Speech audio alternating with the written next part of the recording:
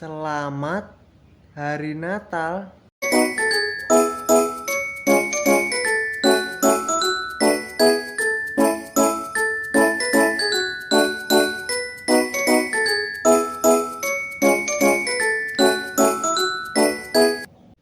Agamaku ki Islam. Ta Sinta. Kok nggawe ulah ya Sinta iki. Kadang agamaku Islam terus nganggo penci, nganggo songkok mening kaya ngene iki lho.